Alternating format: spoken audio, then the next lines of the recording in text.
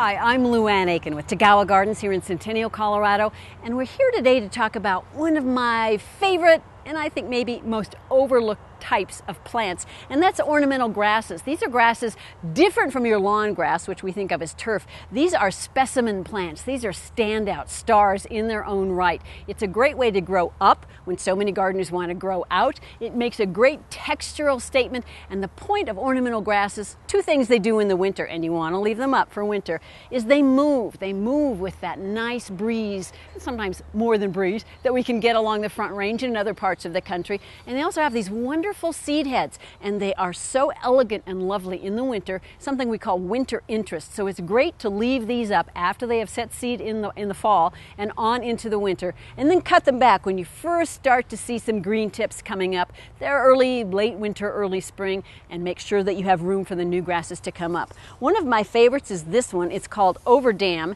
It's a variegated version of the most popular grass that people tend to plant, which is Karl Forester. This one is much like Karl Forester. It has that beautiful little variegated leaf with the stripe down the side.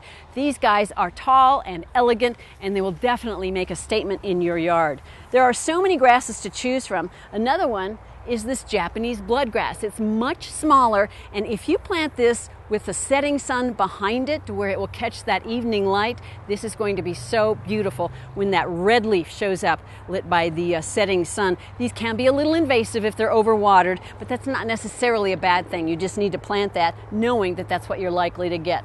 Another great example of a shorter grass is a blue fescue. This is boulder blue, and it truly is a blue kind of grass. Everything here is pretty much deer resistant. This is one of the few that I've actually had the rabbits go after. But other than that, if you garden with deer as a problem, with rabbits as a problem, most of the ornamental grasses are just fine, and the animals, the critters, will tend to leave them alone.